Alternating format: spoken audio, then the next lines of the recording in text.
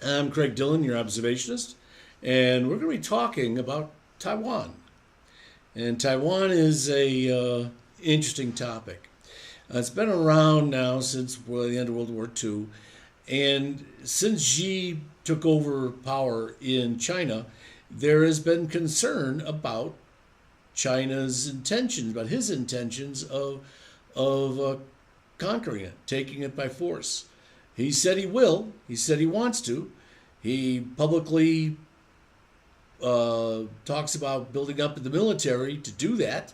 He actually gives a date or a year that he wants to do it. That's 2027. That's just next year. Question is, can he do it?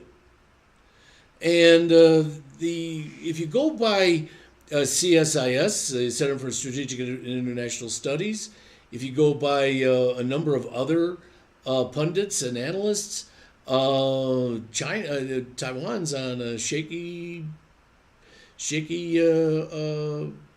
situation.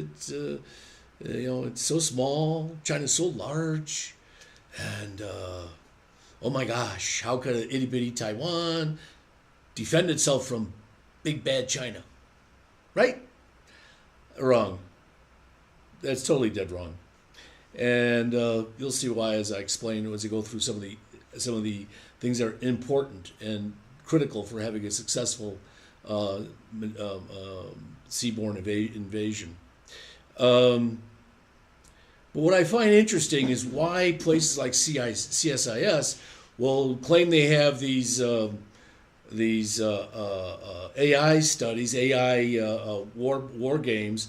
And oh my gosh, Taiwan either loses or just barely makes it. And the only reason why Taiwan could even possibly win, survive is if United States comes in like the Seventh Cavalry in the movies and comes to their rescue. Woohoo! Basically, to put it accurately as well as bluntly, that's bullshit. Total, complete, and utter bullshit. Okay, first of all, in order to make those kinds of claims, they should be able to at least justify or at least explain how China can invade Taiwan. How can it do it? Sure, it's a big country, but to invade, you got to get your ships and your men from over here over to Taiwan over here.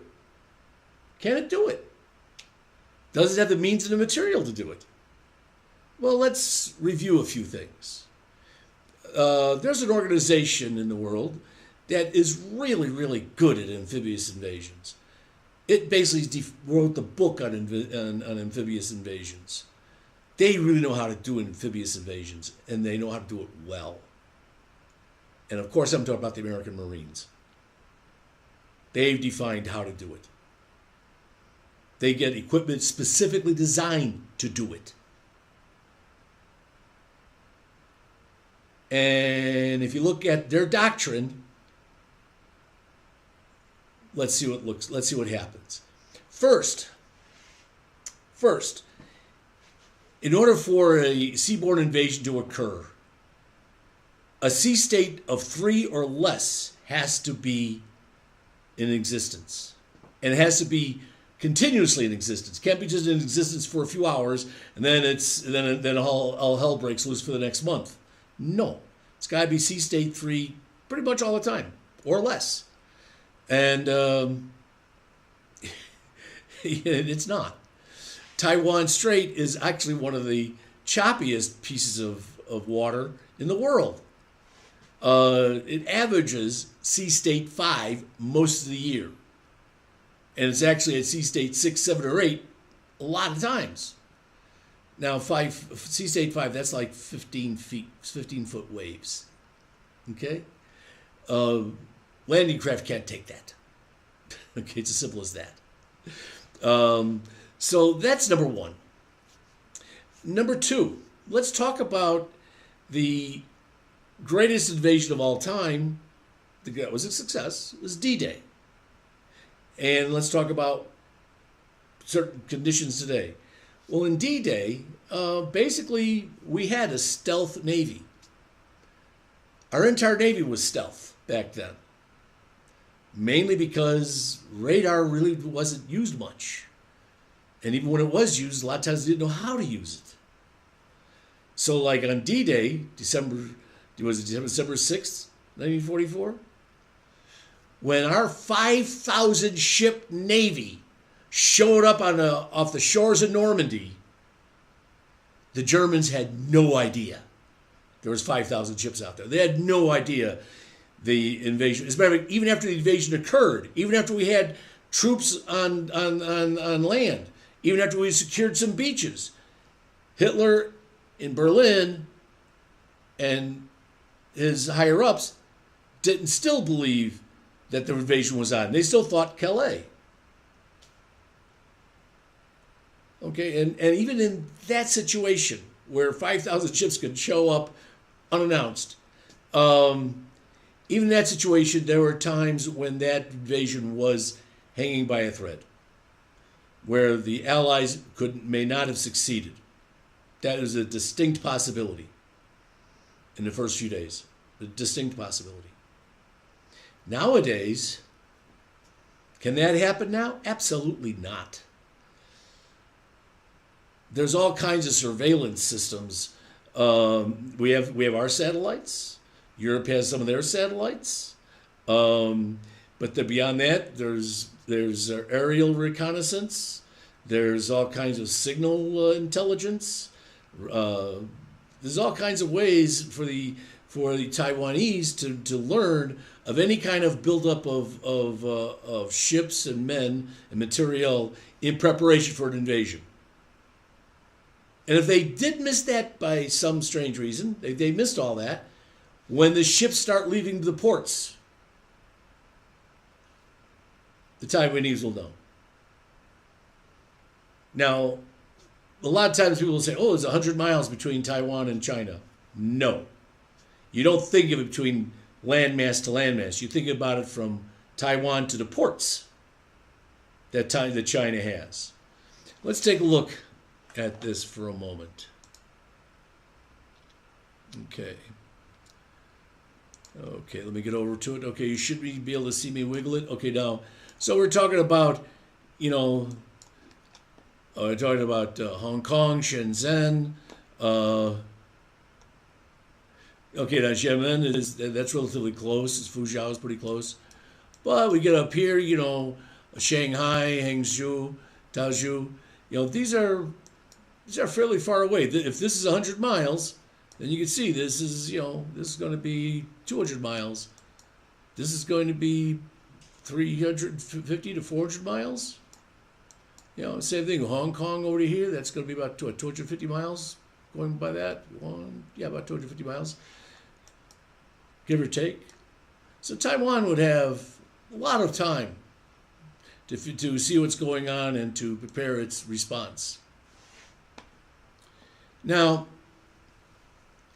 okay, so we talked about the Sea State 5. Okay, let's assume that's not an issue for some reason. We just take that off the table.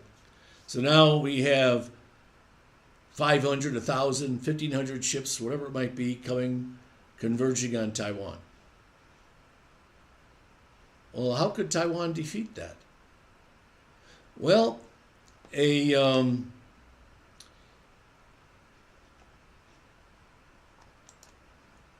one way to think about that is looking at the Ukraine war. Ukraine has basically blocked or bottled up or blockaded Russia's Black Sea fleet and Black Sea operations without a navy. Well, how's that happen? That's because ships are not needed for a blockade. Sure, they're needed if you're going to want to blockade somebody halfway around the world. Yeah, then you need ships to get over there. But if you're there, you don't need ships. All you need is missiles. That's it, just missiles. Because missiles can go out 2, 3, 4, 5, 600 miles. Sink ships 2, 3, 4, 5, 600 miles. So therefore, if that part of the ocean, you can control. So if China puts its fleet, its invasion fleet, within 50 to 100 miles of Taiwan, Taiwan has all the missiles that they need to sink that fleet. It's as simple as that. I've done a number of AI war games. I did that with both Claude and ChatGPT. Same result each time. I play the head of Taiwan's military, and I put ChatGPT or Claude in charge. Make it the chief high poobah of China, of Red China, and say, hey, use all the resources you've got, all the resources you know of to invade and defeat Taiwan, and none of them get close. And not only that, the United States isn't even called. The United States doesn't even need to respond. Now, how's that? Very simple. Taiwan has the Hangzhou, the Huifeng missiles, 2E and 3. They've been making these missiles for like 20 years. Okay, they got a lot of them. They don't just have a half a dozen or so. They got thousands of them. And not only that, think of this. The most advanced chips, computer chips in the world, are made in Taiwan by Taiwanese. And what do we need? Where are those chips heavily used? ECCM, electronic countermeasures, and avionics, and spoofing, and electronic warfare. These are the things that help missiles penetrate very heavy defenses, electronic defenses. And Taiwan has the best in the world. Simple as that. I mean, Taiwan has more engineers per capita than we do in the United States. They got a lot of engineers, and a lot of them are electrical engineers because of TSMC. So, I mean, I don't know. I don't have any direct information, but I do feel that Taiwanese are not stupid. They're people. They want to survive. And so why wouldn't they use what they have, the knowledge they have, the capabilities they have to defend themselves? But anyway, when I do these scenarios, I put the invasion fleet at 1,000 ships. It doesn't matter; it could be more, it could be less, but I put it at 1,000 ships. And then when the ships get within about 40 miles, I'd say, okay, now we fire off about 800 missiles. Of those 800, okay, maybe 25% actually hit their target. Okay, so now we have 200 ships sunk or totally disabled. Okay, now we do it again.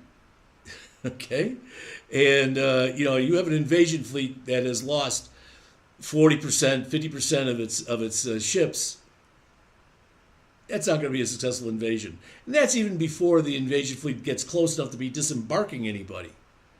Now, if they do get close enough to disembark anybody, the Viper missiles and man pads and these various shoulder-held missiles that are used to bring down helicopters and destroy tanks, they'd be just successful against air cushion vehicles and against helicopters and against landing craft. So, do you think those ships would, those smaller vessels would survive? I doubt it. I do not see, as I look at it and analyze it, I do not see any way that that a Chinese fleet would be successful, and that's without one bullet or piece of support from the United States. The only part that might be useful from the United States would be satellite intelligence. That's it. We just give them satellite intelligence. Taiwan can take care of business. But now let's talk about, why does China want Taiwan anyway? Sure, there's this cultural thing that they claim, but what's really driving it? And for that, let's go back to the map. Let's go back to the map. Okay. Okay, here we are. Now, right next to Taiwan, down here is the South China Sea. Now, China's interest in the South China Sea has in my opinion, has nothing to do with resources or resource acquisition. It just there's other ways to get those resources more cheaply and with less bother. There's one thing the South China Sea does give China, if China got a hold of it. Because remember, what China claims, China does not claim an economic zone the way the Philippines and Vietnam and Indonesia claim. No, they claim full sovereignty. They want full sovereignty all the way around here, complete sovereignty. That means that they want to treat the South China Sea as if you were inside, as if you had a boat on the Yellow River. This is going to be their sovereign territory. Now, why would China want that? Well, you got to understand how China controlled other countries around it in the past. Unlike other countries in the world that would go out and conquer other states and control them directly, China has a history of conquering and controlling central China, but the states around it, it would tend to create vassal state relationships, subordinate state relationships. Korea was like that, and China was like that for a while, but also Tibet, these kingdoms out here, and they tried to do that with Vietnam, but they were beaten back by the Vietnamese. But that's something that they like to do. They like to have these vassal state relationships. Well, now think of it down here. If China got a hold of this, they would then have the trade. They would then control the trade and basically have their foot on the neck, on the economic neck of a whole bunch of countries. Japan, Korea, Taiwan, of course, Philippines, Malaysia, Vietnam, Cambodia, Thailand. All these countries would not be able to trade effectively without China's permission. And that would basically make them all potential vassal states of China, which is what China is used to. China likes that relationship. Now, for us, that's an alien concept. The United States, we don't understand that relationship. We never had it, and it's very strange to us.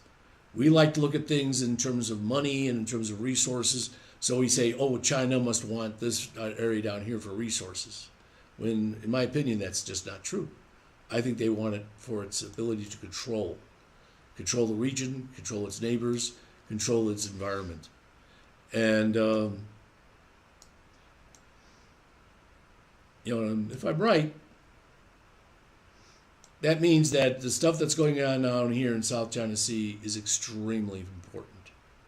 If, for whatever reason, China gets the sovereignty of the South China Sea, then they can strangle Taiwan.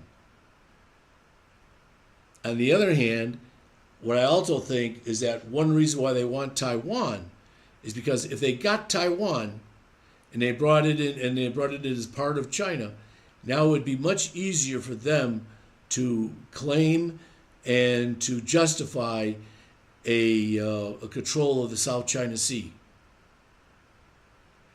And that's serious, because if they had Taiwan, then their area of control would go out into the Pacific here, and that I think would have bad effect on a lot of the countries here. So that's why, if you noticed, Japan has recently announced that if China tries to invade Taiwan, Japan will respond. Japan sees an invasion of Taiwan by China as an existential threat. This is why, because they see Taiwan as merely being the first step towards China controlling and owning the South China Sea, which would then enable them to strangle Japan. Why? Because Japan's trade goes two ways. It goes this way to the United States, so it does have a relief valve there, but much of it goes this way to India, Middle East. By the way, all the Middle East oil that Japan uses comes through the South China Sea, and then their trade to Europe. All the Toyotas they sell in Europe, for instance, if they go from Japan, they got to sail down this way. So again, China would truly have a stranglehold on Japan that Japan could not tolerate, and that's why they're willing to go to war if China invades Taiwan. And then again, if they have the South China Sea, then they would have a stranglehold on the Philippines as well. Even though the Philippines can trade out this way, they're not totally blockaded. Still, they get a lot of their fish from this area, and a lot of their trade does go to the west, towards Europe, Middle East, India, this way.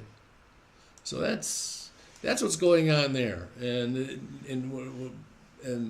why places like CSIS would make it appear as if Taiwan is a piñata and can't defend itself. I don't know. You'd have to talk to them about that. To me, it's either one of two things: either they're incompetent or they have another agenda that they're pushing. You take your pick. So, anyway, let me get back to here. Anyway, that's how I see things, and it's a different it's a different view, I think, than you'll see other places. But I hope this has been of some help, and I will talk to you later.